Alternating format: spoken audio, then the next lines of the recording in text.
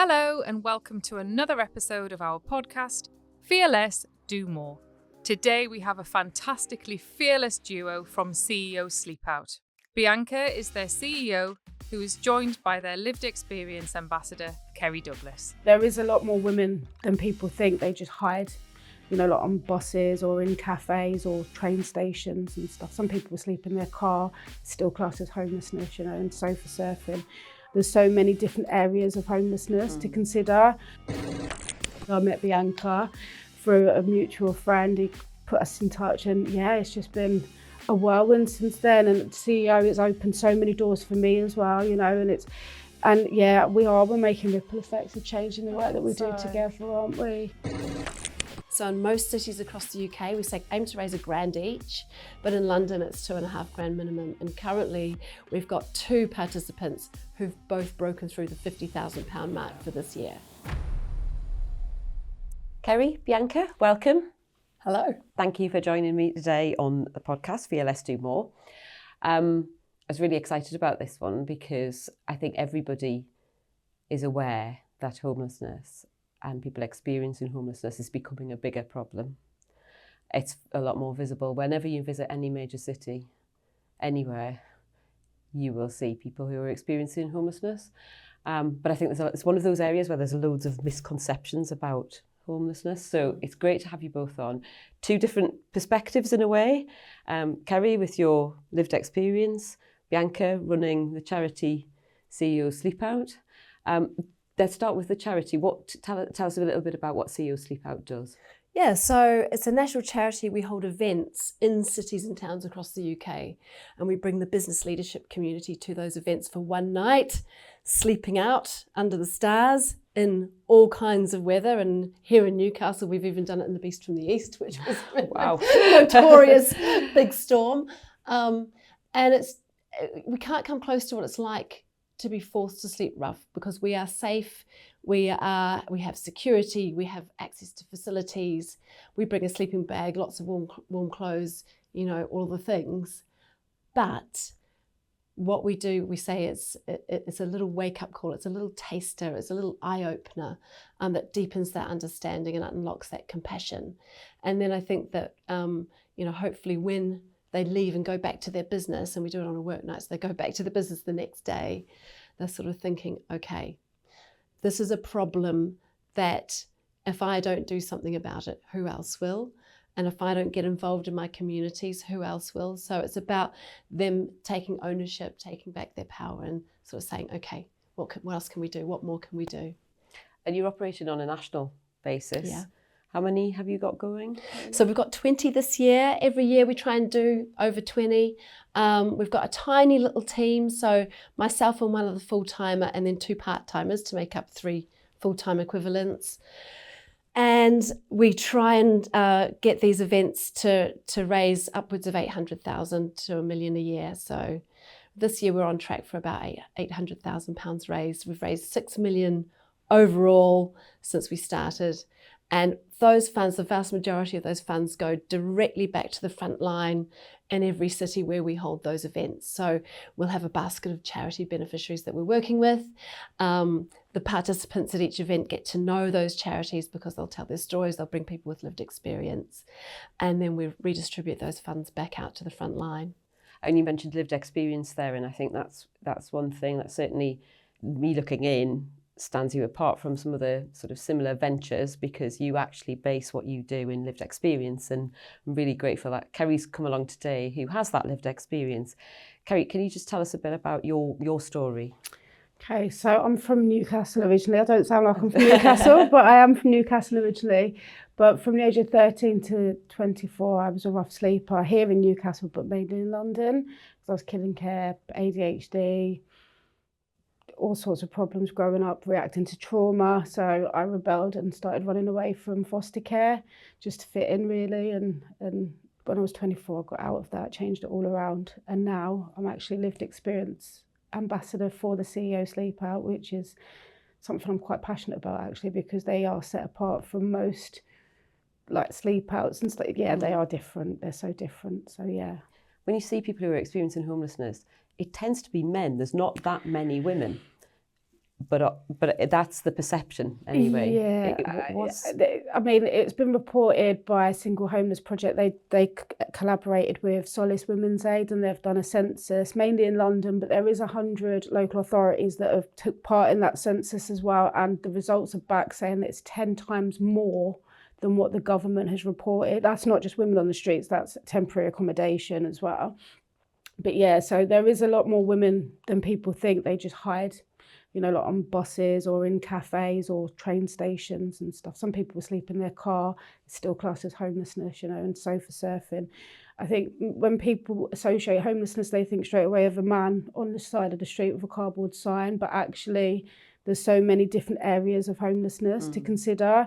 90% of the time, there's like 5 beds for women and 100 for men, and women who have fled DV, they don't want to be mixing with men, so they're finding it safer to sleep rough or in cars or car parks or whatever.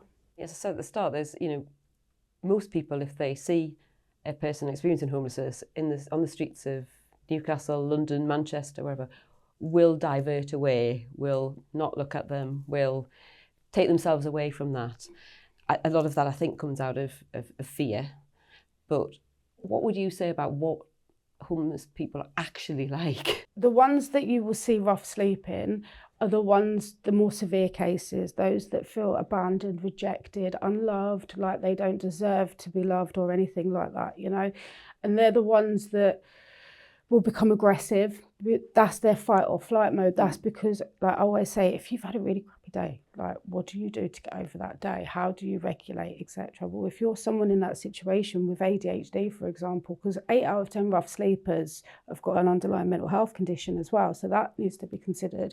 So if someone's acting aggressively, or which is normally why homelessness is stigmatised. When you see the most stigmatised area of homelessness, they're addicted and they're aggressive and they're this and they're that. Professional beggars is what you hear all the time. Yeah, do you know what? I do have, like, there are professional beggars out there that have homes and they come out every day because it's a good earning. It is a good earning, but that's a minority. So basically you've got a podcast, and if you get so many reviews for your podcast, but you get one negative review, you're going to focus on the negative, aren't you, rather than 100 positives. And it's the same situation. People are looking at that minority of homeless people and associating everybody else with the same brush, you know, and that's basically why I like to do what I do, to try and remove that stigma and show the human behind the problem, because if you'd been through what most of them had, you'd probably be acting the same way, to be fair. It's just fight or flight, isn't it? You're just living in survival mode. I think that's the same with a lot of people who are in marginalised communities. You talk about, you know, there's a big focus on refugees and immigrants at the moment, and you know, trans people that are, again, all being targets of abuse. And I think some of that is because they've been dehumanised. It's an issue to deal with rather than actually looking at the people behind it. And I think it's so important, as you say. I mean, it's brilliant that you are visibly part of an organisation that is changing the perceptions of homeless people, because it's no good Bianca or me talking about what it's like to be homeless, because it's disingenuous and it's inauthentic, you know. So it's brilliant that you're doing that. And you said that there was a sort of a moment when you realised, I've got to get out of this. But you didn't just get out of this. Oh no, it's a process. Yeah. But you have, since that, you know, you've become an author. You're what I would call an influencer in terms of policy. Tell us a little bit about that positive move, because I think that gives real hope to people who might be in the same situation. Yeah, so like right at the end of my days on the street, I made a promise to myself, if I ever get out of this, I'm going to turn it round and make sure that nobody else has to ever feel the same way as I do. And then in 2017, I wrote my book. I started a blog, basically. I wrote a blog about being addicted and how I chose drugs over my son, not consciously, but subconsciously, because I could have walked away. But instead, I fell into addiction when they took my son away from me. But, you know, anyway. But when I was, I don't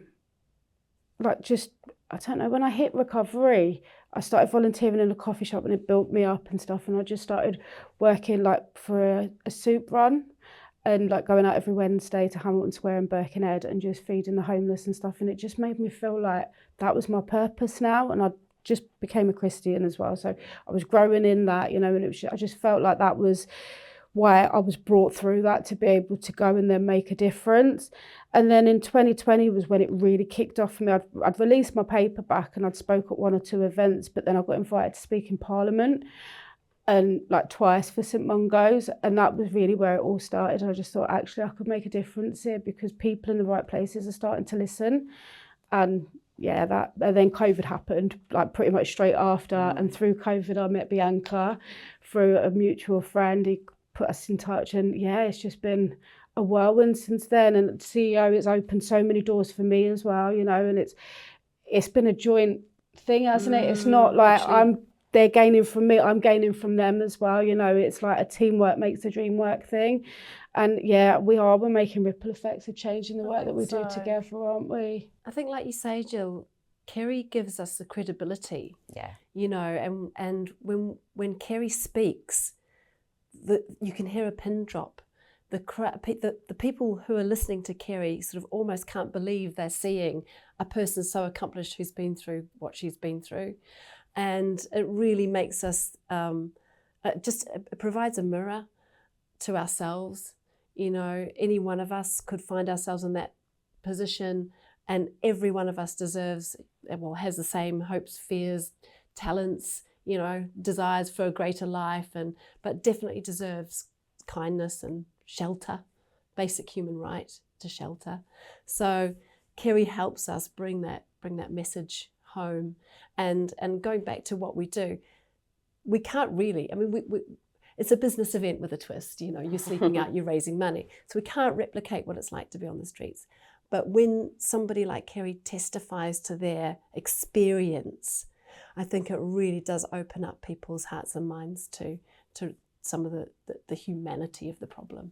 Because one of my reservations about the sleep out sort of movement has always been, is it virtue signalling? Is it just a load of privileged people going, oh, look at me, I'm being homeless for a night, sort of pantomime type thing? And you see people, taking in bags of alcohol and all sorts of things to go to these things. I know you run Not yours to my events. very strictly. So tell us about what it would be like if somebody got involved. So first of all, just to answer to some of those things, Gill, I say if you stand accused of virtue signalling, do it anyway, because the impact of what you're doing is positive. There's no question that the impact, you're raising money, you're having your eyes open, but you don't necessarily join the dots as to, okay, well, what's my part in this? How can I be part of the fix, and how can I strengthen society in my own way? We have a very no frills event. So we say very loudly and clearly, no alcohol allowed. We understand some of the problems that other events have had, and even I think in our very early days, some things might have got a bit out of control. But that's totally been, you live and learn, and that's we've been going since 2013. So we now know it's a no frills event. Everybody's very, very clearly communicated with about the expectations of the behaviour on the night. But to give you a window into what happens on the night, there's a fundraising expectation. So somebody would sign up through our website, create their page, and we encourage the donation from the business or the person first to get them off the starting blocks. We set them quite a high target. So in most cities across the UK, we say come and aim to raise £1,000 each, but in London it's £2,500 minimum. And currently we've got 2 participants who've both broken through the £50,000 mark for this year. Brilliant. So, which is incredible. So that's Henrik Mueller and Marcus Thesleff. They have like a competition every year who can make the most. It's so funny that's what to you watch. want, isn't it? Yeah. Incredible. Competitive. So, thank you to both of those people, but to every single person out there fundraising. They're all aiming to kind of get their target and things. And then on the night, they pack up their sleeping bag, a yoga mat with some cardboard, some mittens and a woolly hat, and they come along. And part of the appeal is, they do get to rub shoulders with other like-minded business people and business leaders in their town. That's fine. The networking's a big part of it. Because it's this business event fundraiser with a twist, we really do try and make it clear that we can't come close to what it must be like. The fear, the anxiety, the sheer exhaustion. But when somebody is out there at 3 a.m. and that cold is seeping up through their bones and their shoulders sore from lying on their side and, you know, the wind's howling through. My kind of hope is that they're sitting there thinking, okay, I don't know how I could do this a second night. How does anybody do it a second night? And then the next afternoon when they're at their desk at 3 p.m, my hope is that they're sort of thinking, okay, I've got some skin in the game here. If I don't want to walk past 1, 2, 3, 4, 5 rough sleepers on my way to the tube or to work, you know, what am I going to do about it? And I think the other thing is, you know, the expectations we have around some people who are actually forced into those situations. Oh, you should get up and go to the job centre. Oh, you should, you know, go and sort yourself out and clean yourself up. Well, I think after one night no sleep, I struggle to be functional the next day. So after multiple nights of no sleep, somebody really has their executive functions just, it's not happening. So we can have some more compassion around that. So you must have had some really great moments where people have really sort of woken up to what it's like to be homeless. What can you tell me about some of those? Add on what Bea was saying there? Like the amount of people that have messaged me after the events months later or comment on posts that from the sleepouts or whatever, they've spoken about how it really impacted them and how it's made them go out and speak to homeless people in their local area and do more, because there's all that. Do I give money? What do I do? How do I help someone who's homeless? And I say it's just sit down, have a conversation with them. And, you know, and I always say that to people, and people are doing that. And it's making that person who sat there begging or sitting in their sleeping pitch, it's making them feel like a human being again. It's making them feel like they deserve to be here just as much as anybody else. Absolutely. I did a city tour thing just recently around Newcastle. It was a queer history tour, but the guy who took us round is a city tour guide, and he said at the start, he said, "Look, I know all of the homeless people on this tour." He said, "So they are going to come and talk to us. There's nothing to be worried about. You know, they'll just have a chat. If you want to give them money, that's up to you, but you don't have to." And he dealt with it in a really compassionate, human way. And we did there was a couple of people came along with us and said, "Oh, what are you learning about today?" And it was really great because you could see the people on the tour thinking, "Oh, these are just like you and me. These are just people who are interested in what's going on. They're just, you know." Can I tell you a quick story about what I can just say? So basically, I had to pretend to be homeless yesterday for a project we're working on behind the scenes, and a guy who saw me, I saw him honing in on me. He was putting his hand in his pocket to pull out a tenner. He looked homeless as well, but actually he was coming to give me some money, but he'd been homeless too. He's been homeless. He's come through. He said, "I've just been up and down here. I've given out £140 already to homeless people every time I see a homeless person." Wow. But, you know, and it's like that heart, when you come through that, you know how it feels, you know, and it's like, when he was on the streets, I bet no one in a million years would have thought he'd have that compassion for other homeless people, you know, and they're so misunderstood, like I said earlier, you know. Yeah, so I mean, a lot of what you're doing, I think, through the charity is you're enabling people to create empathy, that's it. Exactly. So that you take a different view when you meet somebody who's in that humanising, situation. Creating compassion. And I think you asked what the effects on business really are.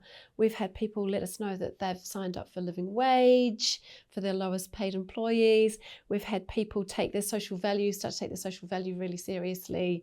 We've had all kinds of things, people taking on apprentices from much harder to reach groups, all kinds of effects are going on in business, becoming B Corp like yourselves.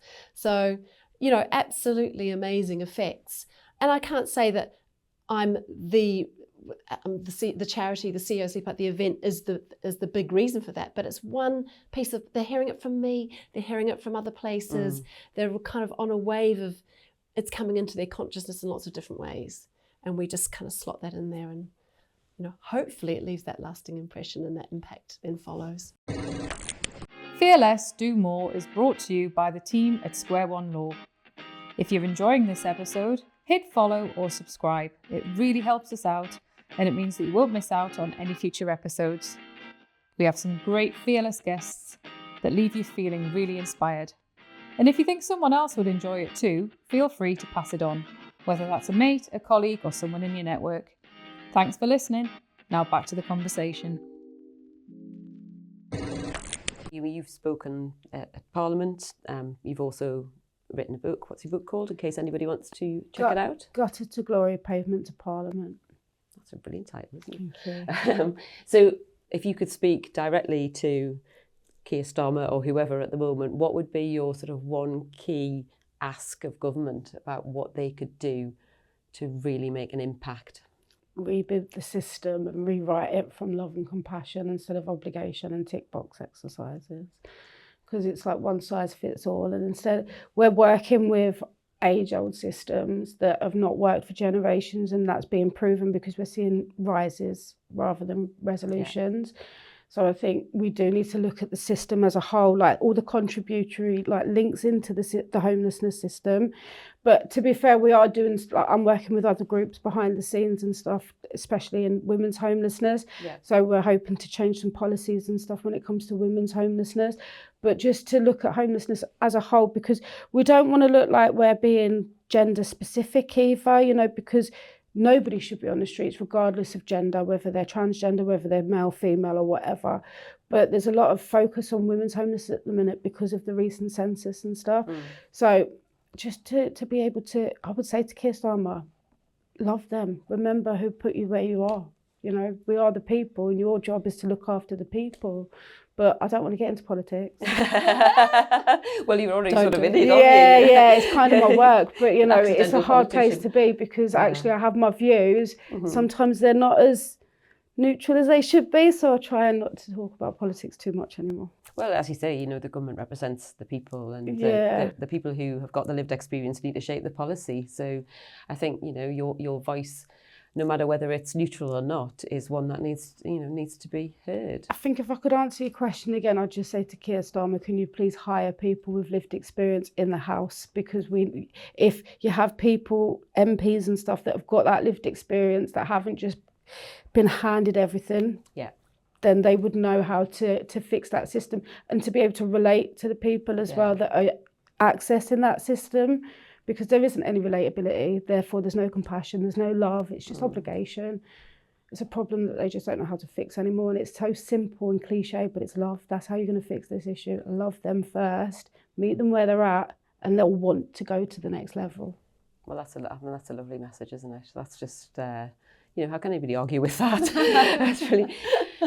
On a completely different subject, Bianca, it's obviously very clear to everybody that the UK is not your country of origin. How does a New Zealander who started off in marketing end up as chief exec of a homelessness charity? So I've lived in Teesside now since 2002.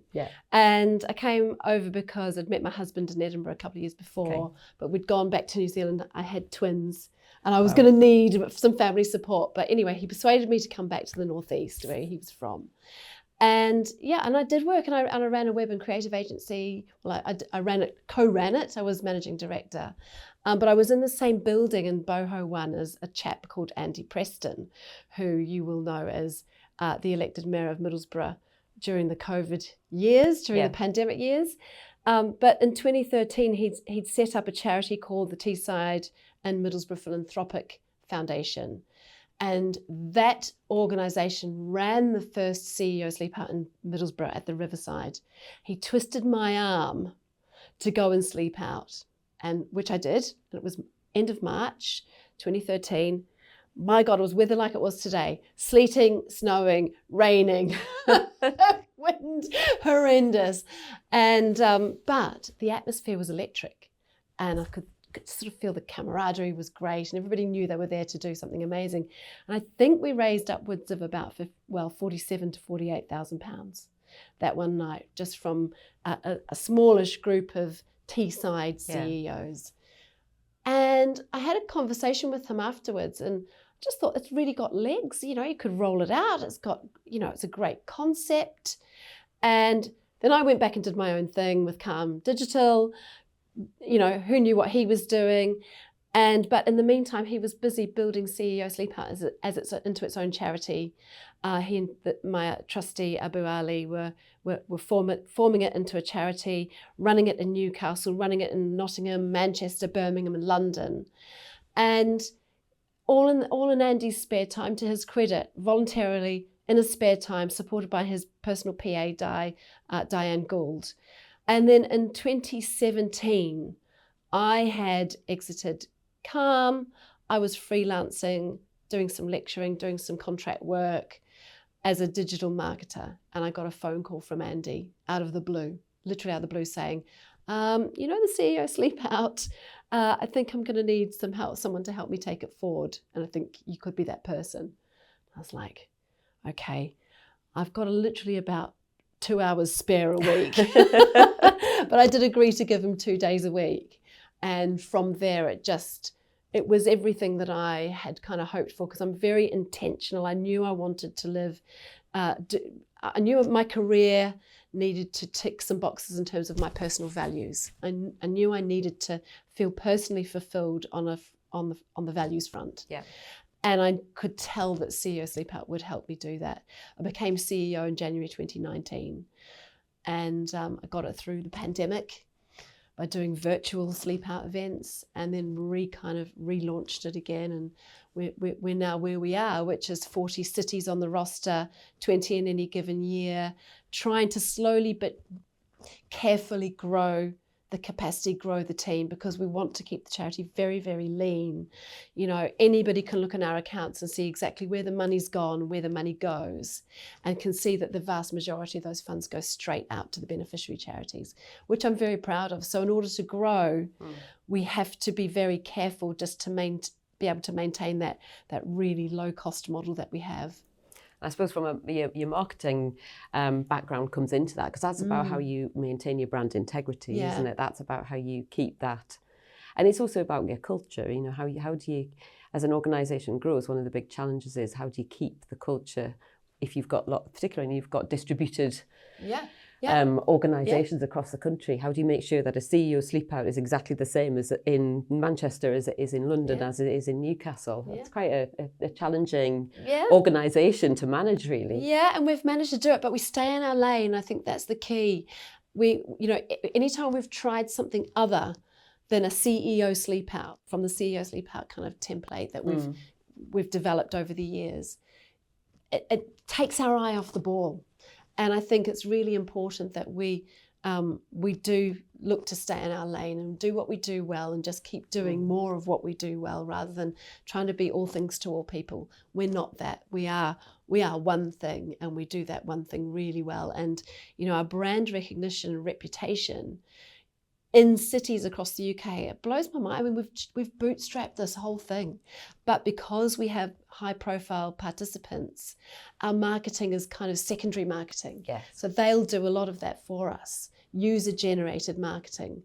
And I think that's where we've really benefited. We've been able to harness and sort of piggyback on the back of that. And therefore, if you go to London, if you go to kind of various different business worlds, I guess is what I want to say, people always come and say, oh, I've heard of that. Oh, I know someone who did that. I think, oh my gosh, that's actually quite, you know, amazing, considering we're this tiny, you know, I'm in the box room in Saltburn by the sea, trying to make it, but I'm not just in the box room. I am in those cities throughout the year, trying to network, trying to meet people. The hustle never kind of stops. And I have one of my part-timers is a business developer that helps me in London in the south, and the full-timer that I hired just last year is based kind of Sheffield way. So the business development piece, the kind of networking, the hustling, that I would say is the most labour-intensive piece, getting known in those business networks, getting people on side, getting ambassadors to come and wave our flag, you know. So we do more than we think we can do, I guess, with the resource we have. And if you could pick one person who hasn't done it yet, but you'd really like them to, just in case they're listening, who would that be? Someone by the name of Gill Hunter. Might be your time coming soon. There's lots of people. We don't actually aim for the huge business names. There are people who will do it for their own self-publicity. But I'm interested in the people who will just come, get stuck in, raise the money, take the message away, implement it in their business, bake in some policies, procedures that will actually serve to strengthen society and the communities that they're part of. That's really what I care about. I don't really care about the celebrities coming in and, making a big song and dance about it and stuff like that. I want the genuine people who will muck in and take away from the experience the message that, we want them to take away. Well, that's a brilliant answer to that question, because I think what people would expect would you to pick out some, if we could get Richard Branson on because he's got loads of cash and he's got a big profile, But it's not about that, is it, for you? This is about an authentic experience that makes impact. Yeah. And the impact doesn't have to be that somebody famous goes onto their website and goes on about it. It's about what people take back, is what I'm hearing, which I think is so important. Kerri, were you going to say something there? Yeah, to be fair though, even we have had a couple of celebrities, haven't we? Like with Fatima, for example, she's got her own story of lived experience, and she stayed out with us. And I think Fatima Whitbread, and it's those celebrities that are coming from a place of compassion, not doing it as a celebrity CSR stunt. Yeah. Do you know what I mean? But I was in my doctor's last week, and it was the day after Sunderland.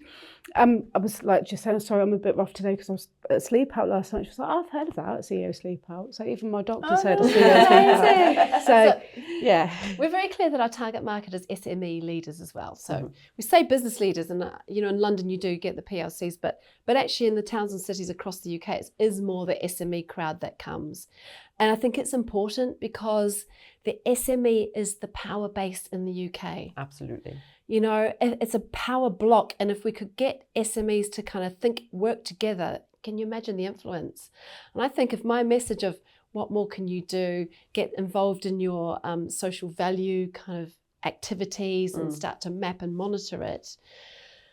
I think if 10% of SMEs in the UK got behind this, we'd move mountains. But even if 1%, we'd see amazing change. We're talking something like 32 trillion in turnover every year from SMEs. I hope I've got that right, but definitely 16 million employees in the SME sector. It's huge. And if I can have one drop of influence in that kind of group, then that's great, because like I said before, they are getting the message from lots of other areas as well. But we're distilling it into that one wake-up call, sleep out, wake up, change lives. And hopefully they wake up, they go about their business in a new way, in a different way, realising their power, realising the opportunity they've got to make a difference, and actually that collective responsibility that we all have. If we want to walk outside our front door and not walk past those rough sleepers, we can do something about it. It's about what businesses can do as well, though, in terms of employment. And, so if you've got a business that's a shop that, so they sell trainers, for example, what end of stock have they got that they can then go and donate to the homeless? It's about understanding what they can do more as well in that sense, isn't it? About what they can offer other than the fundraising or raising awareness. Yeah, so people trying to think a bit more broadly about their own business, where the waste is, where the opportunities are. What's in your community? How can you help in that local community? Even if it is just taking some sandwiches every now and again as a corporate, you guys are a team, so as a team we'll go out and give some sandwiches to the homeless or whatever. It's just doing that little extra act of kindness, isn't it? Just thinking outside the box. But by being exposed to CEO Sleepout and spending a night understanding, because I say all the time, it only takes one night, to understand what it really feels like. Right, we won't cover it, but the cold and the anxiety and there's so much that goes into it that you don't think about until you're in that situation, Yeah, this isn't a gimmick. It's long-term lasting change. Yeah. And obviously you were a young person, rough sleeping, which I can't imagine, and maybe I need to do a CEO Sleepout to get a taster.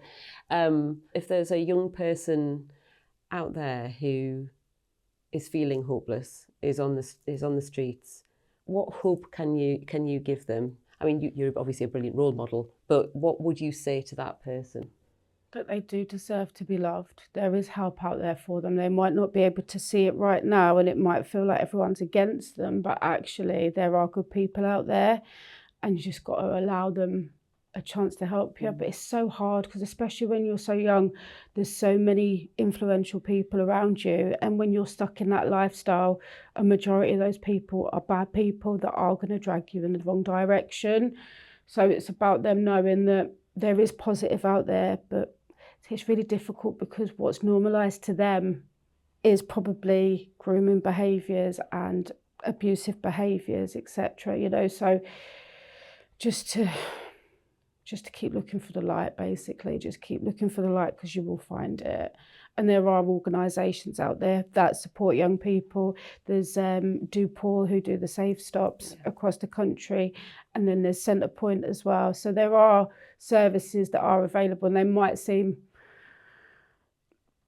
like head blocking at first, but they are supportive services that do give you the right support. So, We will make sure that with the notes that go with this episode, that there are support services there, so that if anybody knows somebody who is in that situation, then they know where to look. And I mean, there's Childline's still a thing, and you've got NSPCC, so a young person is still classed as a minor up until they're 18, so anybody under the age of 18, they're statutory supported, whether social services have washed their hands or not. There is support out there, but unfortunately statutory services like local authorities, they don't signpost you, so it would be quite handy if you could signpost those links. Absolutely. Because there is services available, they're just not spoken about because they haven't got the reach either that we try and bring for the charities that we support, because there's so many frontline services that don't get funding, and there's many services that do get that funding, but they're recognised services and even they're backlogged, you know. So it's about bringing light to those other services that are out there because they could be quite useful for people. What do you do to switch off from all of this? Because it must take a toll when you're, people think it's a big frivolous thing, you're sleeping out, but it's really serious, and there's some, I bet you'll have some heartbreaking stories, and the things that you've been through. How do you switch off from that? What do you do in your spare time, if you have any? I'll have to let you answer because I know that every time you tell your story, every time someone with lived experience relives their story, they have to experience a whole world of emotions, and that includes shame and all kinds of things. And I appreciate how hard it is for Kerri to come and keep doing this. I'm really grateful for it. I think for me at first it was a struggle, and it's only the beginning of this year that I've changed my ways. I've started meditating. I'll have but every single night I will run myself a nice bubble bath, light incense and light candles, because every day I'm doing something on socials or somewhere where I'm sharing, so it does become re-triggering. But I listen to a lot of frequencies as well, so I do a lot of like mind over matter stuff and meditation, and it's literally changed my life, if I'm honest. The way, like, I've just done it's just about mindfulness, just being kind to yourself, because you can't pour from an empty glass, can you? So it's just about looking after your well-being. I mean, I've got twins indoors as well, and they drive me absolutely crazy. Twins? Yeah. How we bonded originally. Yeah, how old are yours? Mine is 16, just turned. So double trouble. Yeah, and I've got a 21-year-old Jack who came back into my life when he was 16 as well. Amazing. So got all my babies together now. So that's lovely. So just to sort of finish off, call to action. If there's one thing, a business person, there are lots of CEOs who listen to this. So a call to action for them, what would you say to do, and how can they do it? So get amongst the CEO Sleepout, because it's a terrible phrase, but it's the gateway drug, if you like. So it's that first step into opening our eyes to some of the really stark problems that inequality has created in the society we live in. We're the 6th wealthiest nation in the world. How can this be happening? Nearly 400,000 people registered as homeless. Over 150,000 of those are kids, and for each of those kids, that's somebody who's being pushed about from pillar to post, being dragged away from their friends at school, their GP, their communities, everything they know is destabilised. Yeah. They might not be rough sleeping, but when they're put into temporary accommodation here or there, it's a situation that's going to create, in 5 to 10 to 15 years, a generation of young adults that can't function with any kind of stability. So how we've allowed things to get to this point, I do not know. But anyway, so CEO Sleepout is the kind of first eye-opening event for somebody to think, okay, these are the problems. I'm now invested in doing something about it. So our website is ceosleepout.co.uk. On the homepage, all of the upcoming events for the rest of this winter and spring next year are online. It's a 2-second form, and that actually creates the fundraising page as well. So it registers you, and then you can actually make a start your fundraising, and then you turn up on the night. But we'll give you all the information that you need before you arrive on that night, and be part of CEO Sleepout. And then after that, the opportunities to partner with us. We can broker volunteering. We can really add value to your business in terms of corporate partnerships after that. But the first thing is come and do a sleep out. And again, we'll provide the details for everybody. Thank you. And in the episode notes. Thank you both, particularly you, Kerri. You for your vulnerability, your honesty, your authenticity, and the love that you've brought. Because we need more Kerris in this world, and we need more Biancas as well. Crying or something. Sorry. But thank you both. That was amazing. Can I just say something on the back of what B said about calls to action as well? Just the fact that if you see a homeless person sitting outside a Tesco's or a bank and you think you want to get them something to eat, just stop and ask them what they want to eat, give them that choice back, or just sit and have a conversation with them, because that will mean more to them than getting £20 notes or whatever. If you do that 3 times a week on your way home from work or to work, over time that person will start to believe in themselves again, and that will have a ripple effect of change as well. So it's not just about in the corporate world or your business or whatever, it's about in your personal life as well. If as a call to just remind them that they're people and they deserve choices and love. Absolutely. And even asking their name. Yeah, just, hi, what's your name? So then the next time you go, hi Bill, what can I get you today? And they feel like a person who's seen. Yeah, that's it. Brilliant. Thank you. Thanks, Jill. Thank you both. Thanks for listening to this episode of Fear Less, Do More, brought to you by Square One Law. If you found today's conversation inspiring or interesting, we've added a recommendation for what to listen to next. That's either on the screen now or in the show notes. Take care, and we'll see you next time.